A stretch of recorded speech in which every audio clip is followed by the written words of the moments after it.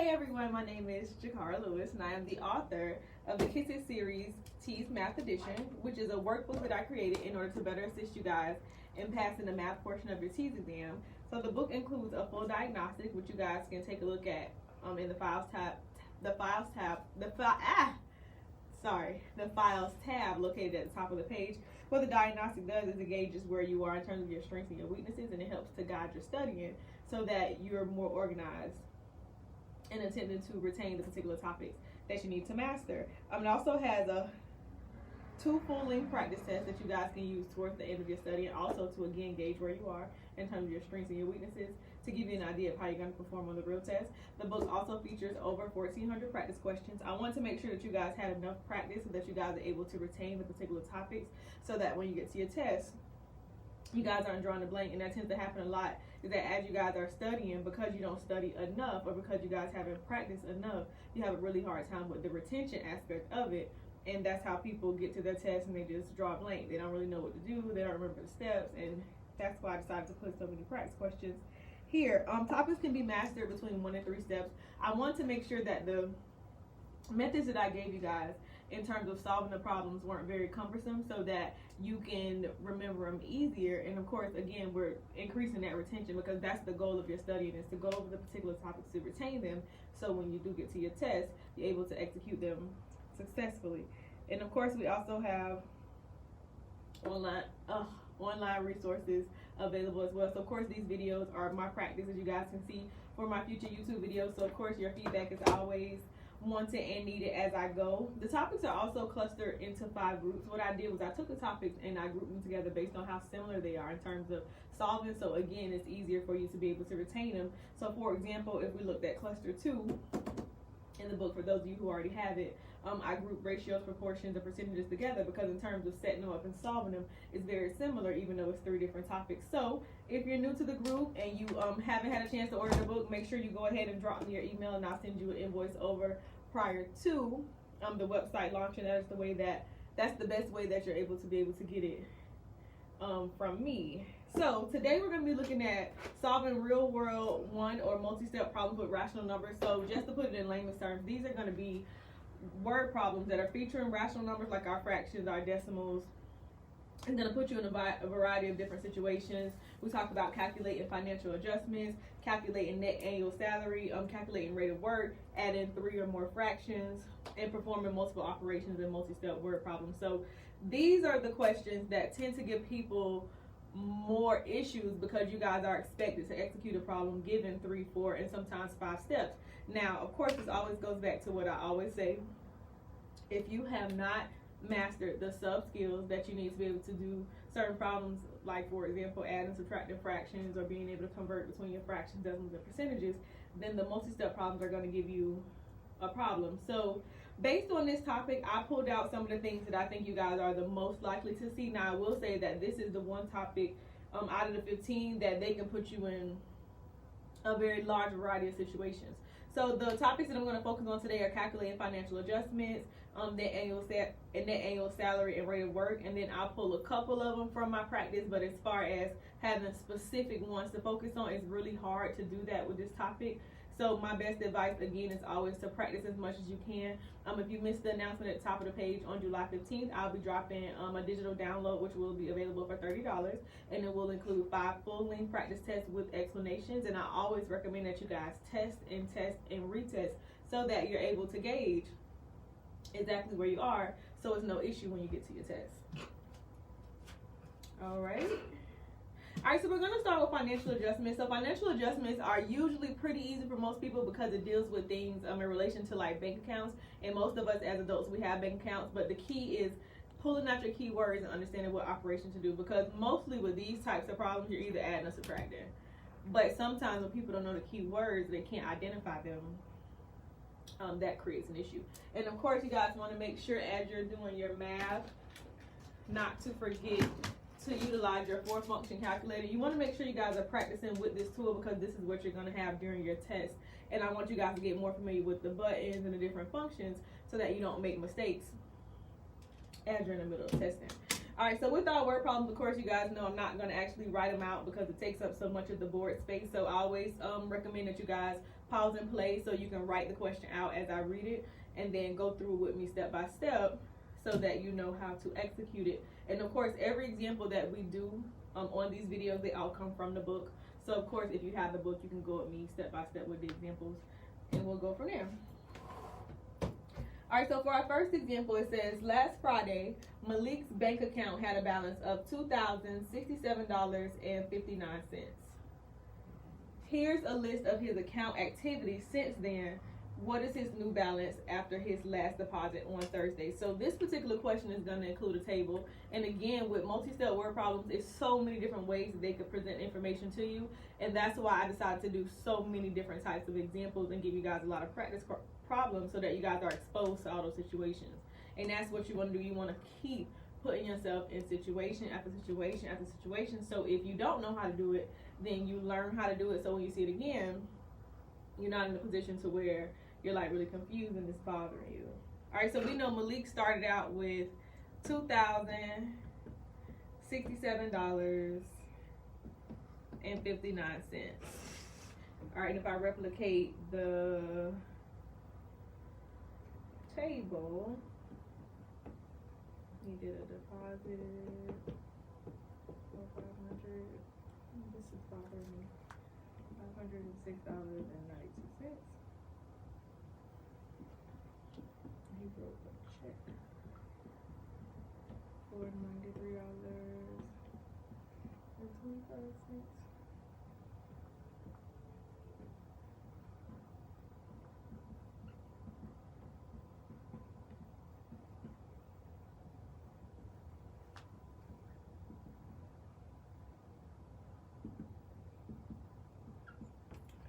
All right, so if we go through the question again, just to kind of gauge where we are, because you always want to kind of evaluate the information that they give you guys. So again, it says, last Friday, Malik's bank account had a balance of $2,067.59. And then here's a list of his account activities. So this is where he started. Initially, he made a deposit of $506.92. Then he wrote a check for $93.25. Following that, he was charged a bank fee of $35. And then after that, he made a deposit of $150. So these are the account activities over the next couple of days. Of course, I didn't put that here because we don't have enough room in terms of writing it. But the question is asking us, what is going to be his new balance after all this activity? So first thing you have to do is you have to evaluate what happens as each of these transactions is going on. And we know we're dealing with banking. Either it's going to be addition, something that's being added to what we have, or it's going to be subtraction, something that's being taken out of what we have. So we know anytime we make a deposit, anytime we deposit money into an account, we know that's going to be addition. So we're going to be adding this to our balance. All right, anytime you write a check, you're spending money. It's the same thing as swiping your cards. It's the same thing as making a withdrawal. So we know this is going to be subtraction. All right, anytime we pay any type of fee, again, that's subtraction because that's coming out of our account. And then, of course, anytime we make a deposit, that's going to be addition. So what we're going to do is, from our initial balance, we're going to add $506.92, subtract $93.25, subtract $35, and again, add $150. So this is going to go back to our sub-skill of order of operations, because you can either do it one or two ways. You can do them two at a time if you would like, if that makes it less complicated for you, or you can write them all out and do it as such. So if I write out everything that we have to do, we're going to have $2,067.59 plus $506.92, which was our deposit, minus the $93.25, which was the check we wrote, minus the $35, which was the bank fee, plus the $150 deposit that we did. All right, and if we look at our order of operations, because we have addition and subtraction side by side, that means that we have to work from left to right, 2 digits at a time. So we're going to do $2,067.59 plus 506, and then you'll get a particular value. Then you'll subtract the $93.25. You'll get a certain value. Subtract the 35, you'll have a certain value, and then add the 150. And once you do that, you should end up with $2,596.26.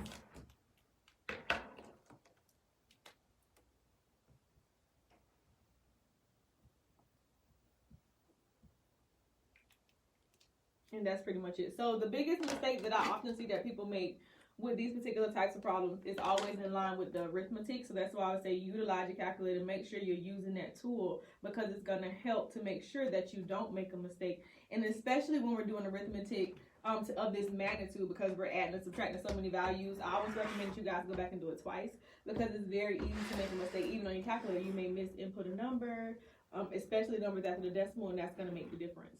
So if we look at the question from the top one more time, it says, last Friday, Malik's bank account had a balance of $2,067.59. Here's a list of his account activity since then. What is his new balance after his last deposit? So on Saturday, he deposited a check for $506.92. Monday, he wrote a check for $93.25.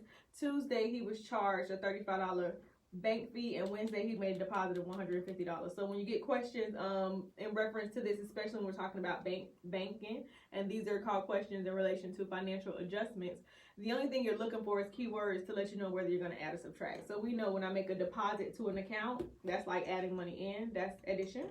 Anytime I write a check, that's like making a withdrawal. I guess it wasn't meant to keep that one in. Anytime we write a check, that's like making a withdrawal. Anytime we're charged a fee, that's making a withdrawal because it's taking money out. And again, a deposit is adding money. So I said, okay, we write all of our transactions out, and you treat it as order of operation. So because we have addition and subtraction side by side, that means we work it from left to right. And once we wrote everything out, we ended up with $2,596.26. All right.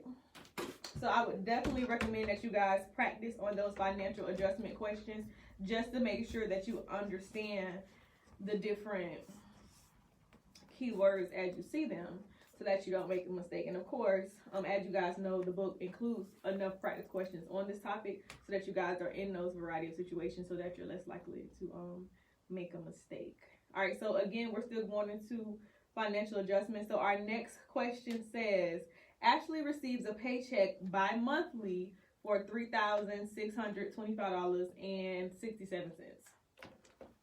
She pays $325.67 in taxes, $150 for health insurance, $50 for dental, and $300 to her savings each pay period. What is her net pay each month? So when we talk about net pay or net annual salary, your net pay is always going to be what you're paid, what you are paid, and we should all know this because we receive paychecks after you paid your taxes or after everything has been pulled out of your account. And that's the mistake that people make with these types of questions, is because they don't think of all the list of things they give you that you have to pay that have to be taken out before you actually get your check, right? You guys remember when you got your first job and you thought, if you got paid $10 an hour and you work 40 hours, you're going to get $400 and your check is like $2-something, and you're like, what happened to my money? Of course, you had to pay taxes, you had to pay for dental and health and all those good stuff, all those good things like that. All right, so she gets paid bi-monthly. So these are going to be keywords that they expect for you guys to know. So you should know that bi-monthly is twice a month. That's the same thing as every 2 weeks. And I know most people are going to say, well, why didn't they just... Why didn't they just say twice a month? Because they're going to expect you to know this type of vocabulary because it's very common. So bi-monthly is the same thing as twice per month or every 2 weeks. That's how people normally get paid. All right. And she pays $325.67 in taxes and $150 for health and $50 for dental.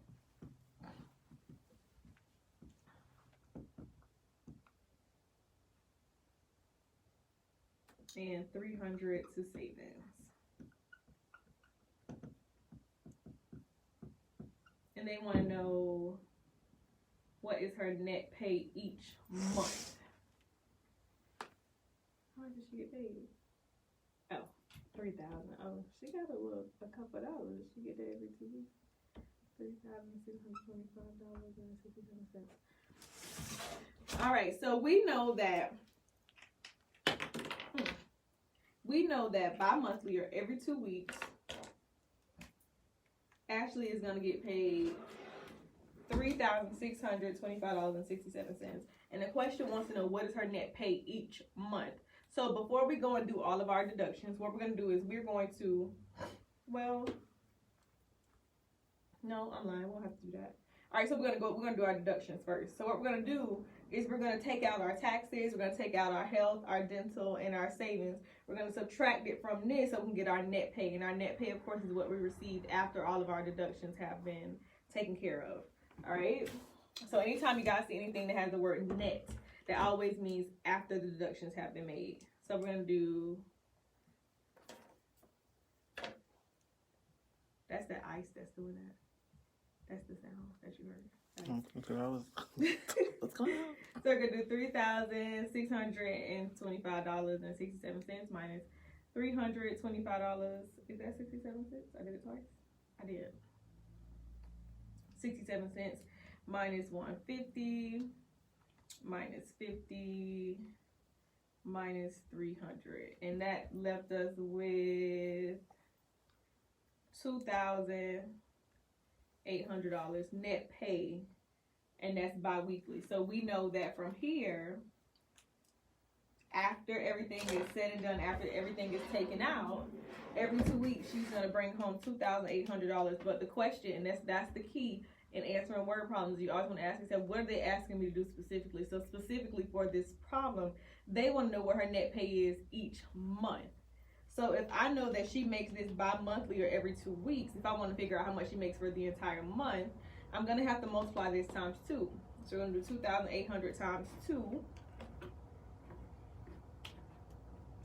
which gives us $5,600.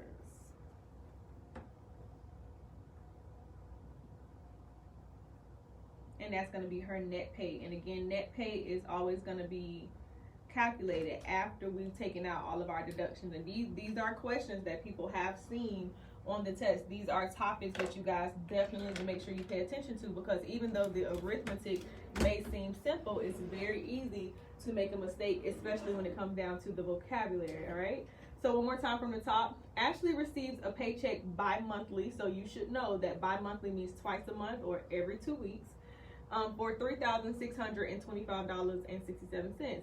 She pays $325.67 in taxes. She pays $150 for health insurance, $50 for dental, and $300 to her savings each pay period. What is her net pay each month? So first things first, they want to know how much she's making each month. The question has given us how much she makes every 2 weeks or bi-monthly. So in doing our deductions, when we subtract everything out, we're left with $2,800. That's what she makes every 2 weeks. The question says how much does she make in 1 month? So what we do is we take that value and we multiply it times 2, which gave us $5,600, and that's her net pay each month. Okay. And again, you guys want to make sure that you guys are putting yourself in a variety of situations so that you guys are exposed to all of the different vocabulary and you understand what it means when you see it, so that you're not in a boat to where you guys are making a mistake. All right. So our next question, so we're still kind of seeing in that boat, we're still looking at financial adjustments, we're still dealing with net pay, but now we're going to take it up a notch. We're going to talk about net annual salary. So when we talk about net annual salary, annually means in a year. What are you making each year after your deductions?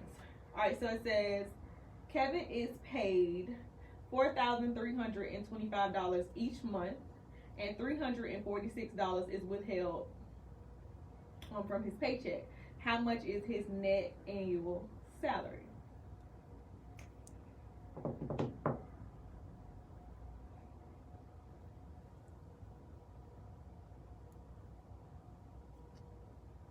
Oh wait, did I miss something? I did. Okay, it says assuming he is paid bi-monthly, how much is his net annual salary? So again, from the top it says Kevin is paid $4,325 each month, and $346 is withheld from each paycheck. Assuming he is paid bi-monthly, how much is his net annual salary?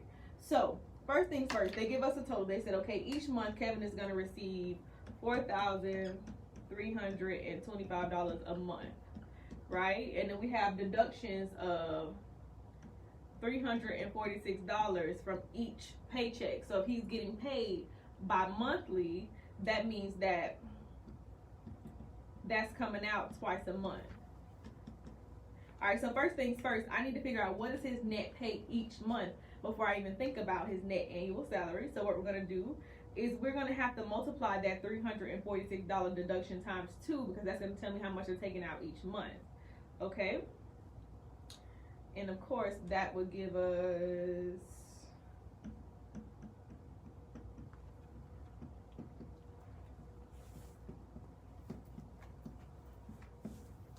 $3,633.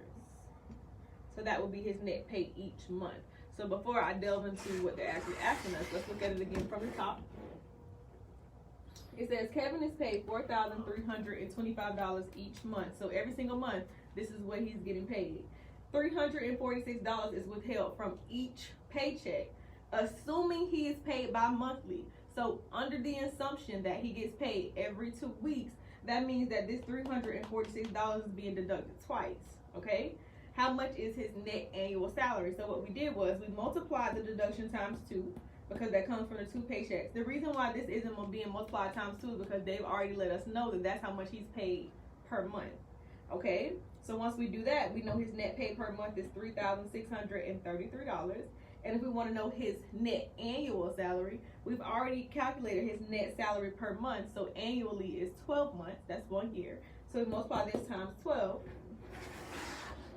which would give us, so 3,633 times 12 gives us $43,596.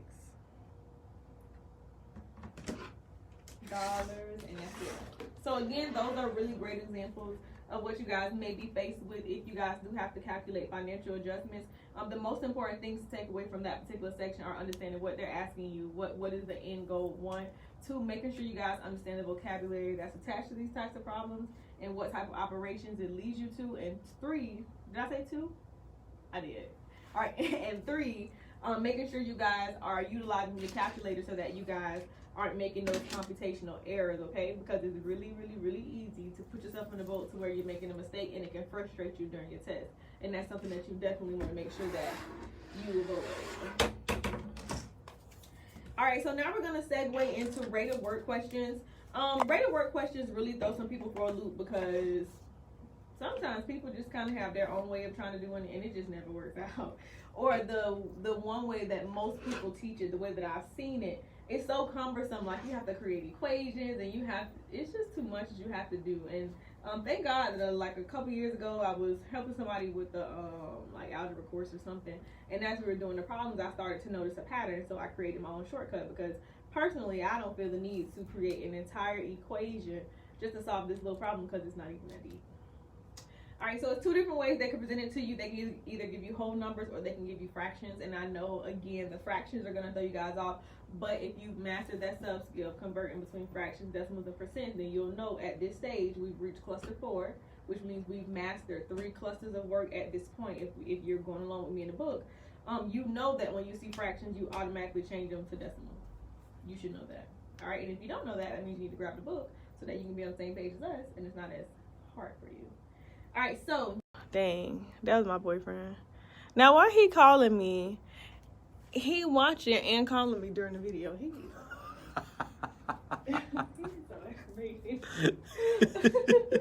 Wait, can you tap and see who watching? It just showed up at the bottom. Oh. I'll call him back when I finish. All right, so it says Jasmine needed 4 hours to complete her exam, and Shelly needed 6 hours to complete the same exam. If they were given the opportunity to work together, how long would it take them to complete the exam? So these are the situations where they give you, this person takes this long to complete it, and this person takes this long, and if they work together, how long now? The biggest mistake that people make is people think, oh, I can just add them together and divide by 2. No. First and foremost, that never works, because the amount of time that it takes people to do something together should always be less than both of those times. So for example, in this particular situation, Shelly completed the exam in 6 hours. Ashley completed the exam in 4 hours. Right? So let's just say if we went under the wrong assumption that most people would add these two together. They get 6 plus 4, which is 10, and divide by 2, which would be 5. But if it took them 5 hours to do it together, why is it still taking Ashley longer? So that's the logic you guys have to have. You have to know that as you guys are computing certain answers, context-wise, you have to make sure it actually fits with your question. All right, so with the shortcut, what you guys are gonna do is you guys are gonna create a fraction. At the top, you guys are gonna put a multiplication sign, and at the bottom, you guys are gonna put an addition sign, all right? So what you guys are gonna do is you guys are gonna multiply these two values together, and at the bottom, you're gonna add them. And that's every single time. I don't care what numbers they give you. I don't care how big, how small the situation. You guys are always going to create a fraction. These are our rate of work questions, in which they ask you how long it takes two people to complete one task versus completing them alone. You're always going to multiply to get the top number and add to get the bottom number. So if we do 6 times 4, that is 24. And if we do 6 plus 4, that's 10. And if we do 24 divided by 10, that's going to give us 2.4 hours. Ooh. That looks bad. Let me fix that. Alright, so again, when you guys are doing your rate of work questions, you guys are always going to create a fraction. You're going to multiply at the top. You're going to add at the bottom. And it doesn't matter context-wise. I don't care what question it is. It's always going to work. So in the end, it's 2.4 hours. So yeah, some people like to go through and do it all the way out with the equations. It's a waste of time because you're clearly still going to get the same answer. All right, so one more time from the top, it says Ashley needed 4 hours to complete her exam and Shelly needed 6 hours to complete the same exam.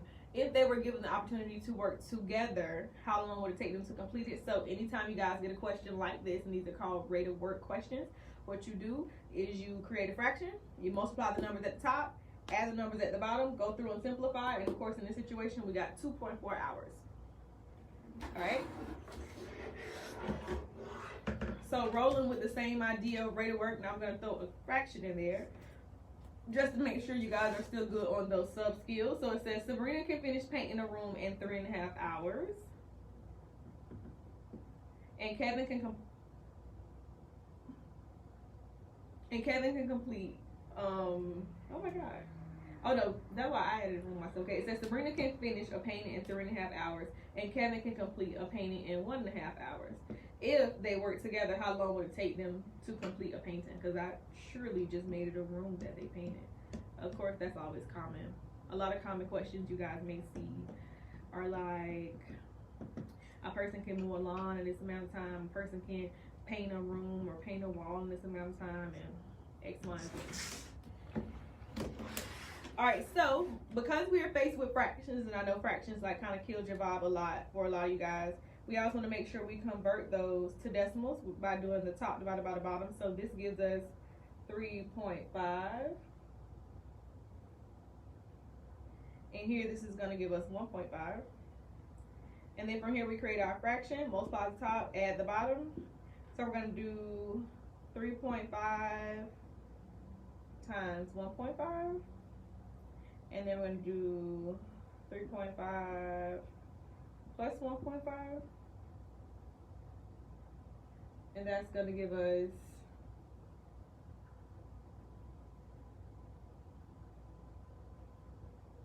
5.25. Is that a 5? Let me just do it this way, so it's not everywhere.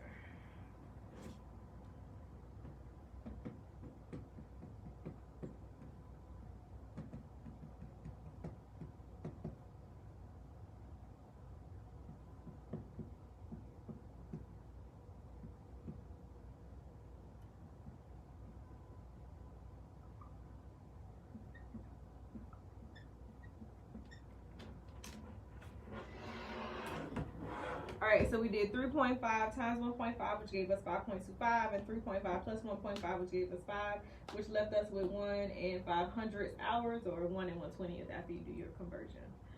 Alright, and those are going to be our rate of work questions, so make sure you guys are practicing that particular skill, because it is a possibility that you guys could see those types of questions given that topic on the test.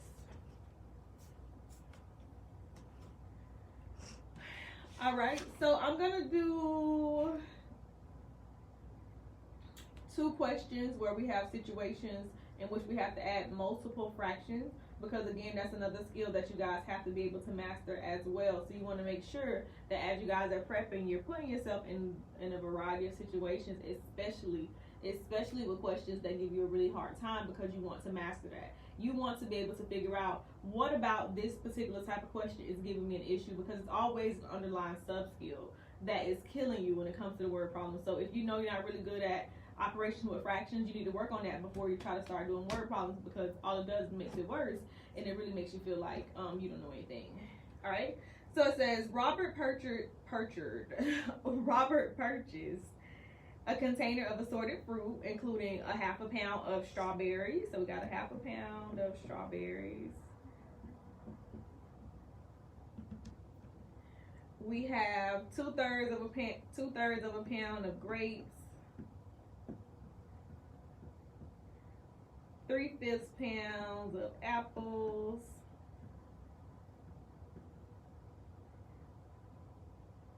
and 3/8 of a pound of pineapples. And they want to know what the total weight of the fruit is. Some people see this and say, oh my God, it's 4 fractions. You're gonna die. You're not gonna die.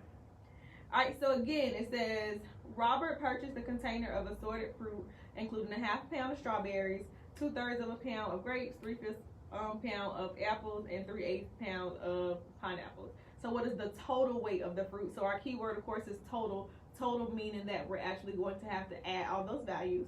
So remember what I told you guys. If they give us multiple fractions, you guys are going to add them 2 at a time, so that it's easier for you guys to be able to execute. And of course, we're going to go ahead and use our butterfly method. So if I do 1/2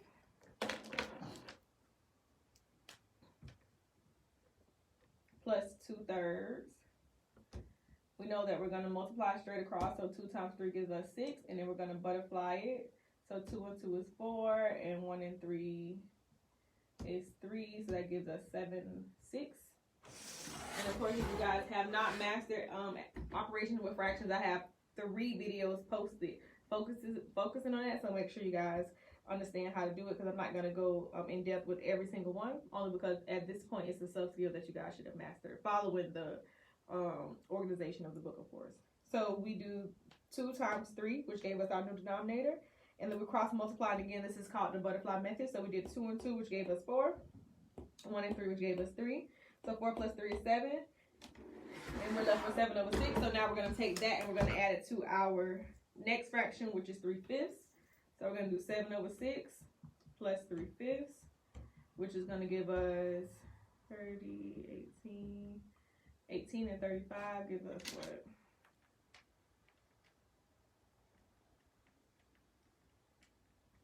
53 over 30. All right, and 53 over 30 and 3/8. All right, gives us 240, 90 plus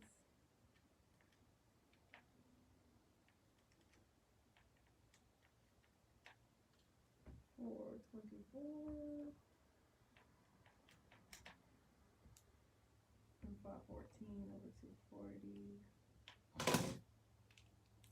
All right, and once we get to our final answer, which is an improper fraction, we are going to go ahead and convert it back. So 240 goes to 542 times. And then 240 times 2 is 480. So 514 minus 480 is 34 over 240. And of course, we can reduce that down to 17 over 120. So the answer is 2 and 17 over 120. The reason why I'm not going to go in depth step by step as to how we combine the fractions is because I already have a video that outlines that sub skill. So you want to make sure, if you guys haven't seen it, you go ahead and scroll through our videos and you do so. So again, just to give you guys a brief overview as to how the particular question was broken down. Initially, it says Robert purchased a container of assorted fruit, including a half a pound of strawberries, 2/3 of a pound of grapes, 3/5 pound of apples, and 3/8 pound of pineapples. What is the total weight of the fruit in the container. So because it says total, that's our trigger to let us know that we're going to have to add everything together. When you guys are given more than 2 fractions, you need to add 2 fractions at a time until you get to your end answer. So I did 1/2 plus 2/3 first, and that gave me 7/6. I added 3/5, and that gave me 53/30. Then I added 3/8, and that gave me 514 over 240, and I went ahead and converted it back to a mixed number, and I ended up with 2 and 17 over 120. And I also I uploaded a file for you guys to help you with that sub skill of converting between improper fractions and mixed numbers, because again, as you guys can see, in order to execute this question, one, you had to recognize the keyword of total, which meant to add. You also had to have the sub skill of adding fractions, multiple fractions, and you also needed to understand how to convert between improper fractions and mixed numbers. So again, these word problems require a lot of sub skills, and that's why the organization of your studying is so important, because if you guys don't build on those skills as you lead up to questions like this, it kind of just throws you for a loop, and it puts you in so many different places, and it makes it really, really hard for you guys to be able to study, like super hard.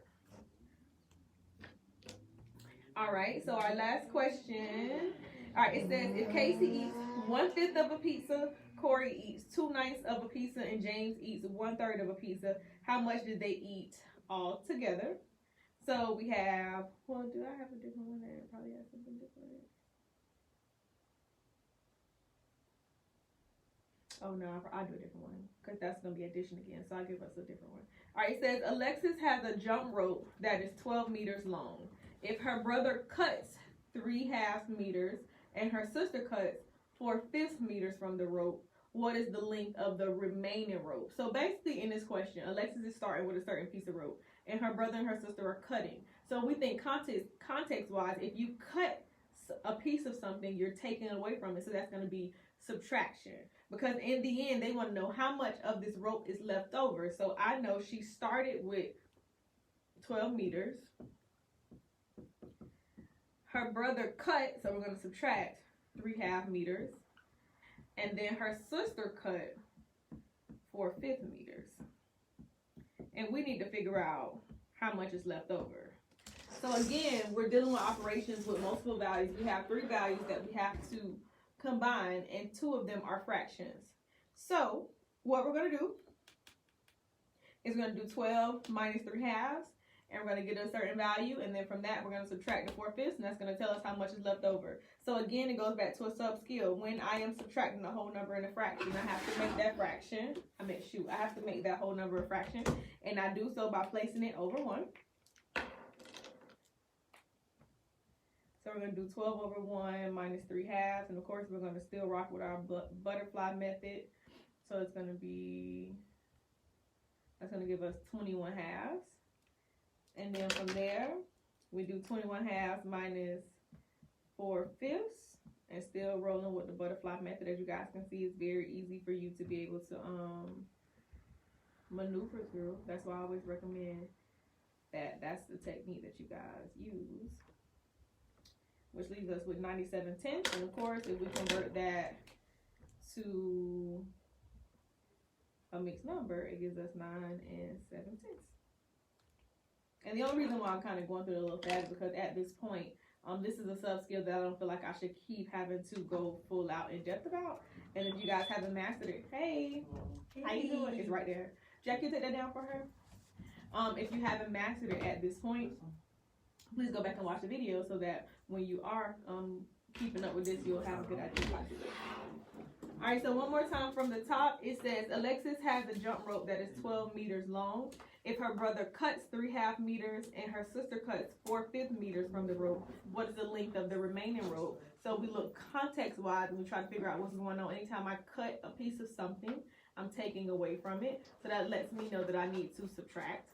So we did 12 minus 3/2, and of course minus 4/5.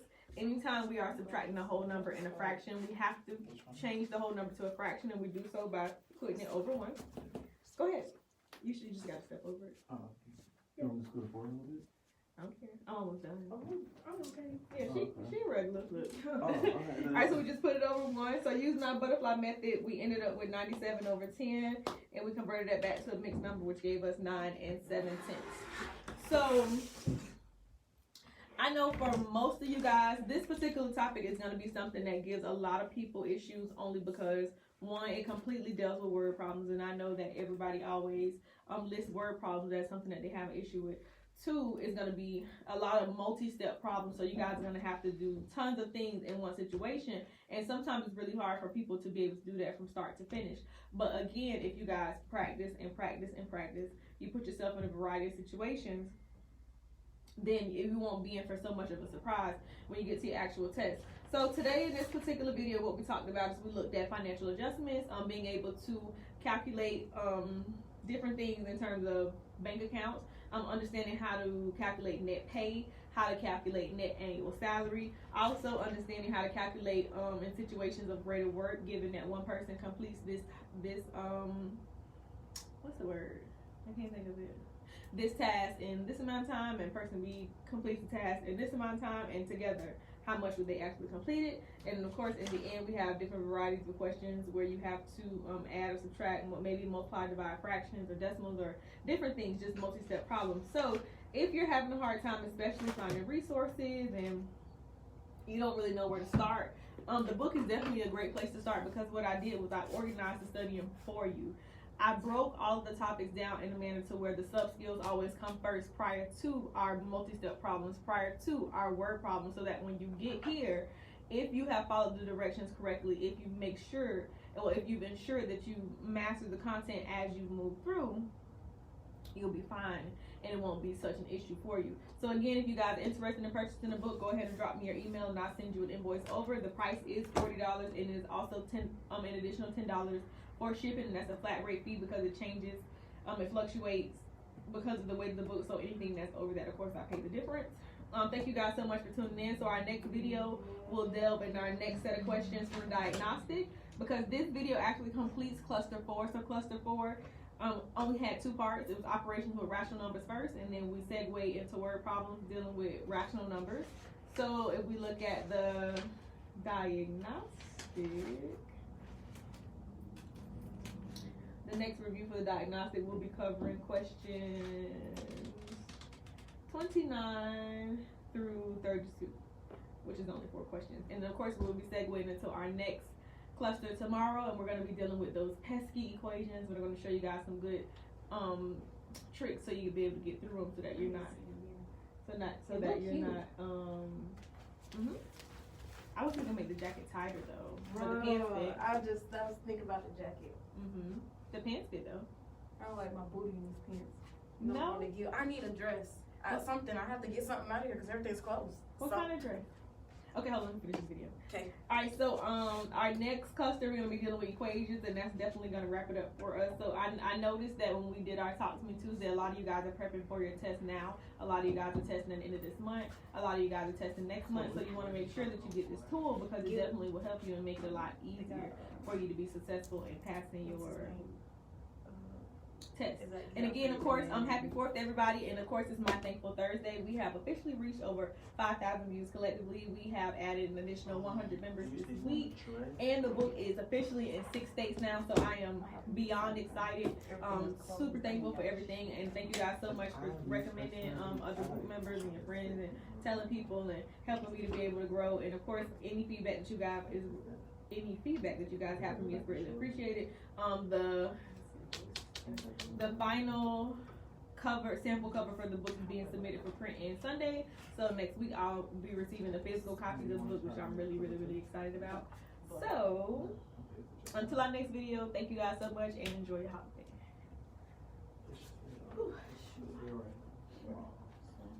Yeah, this was kind of cute.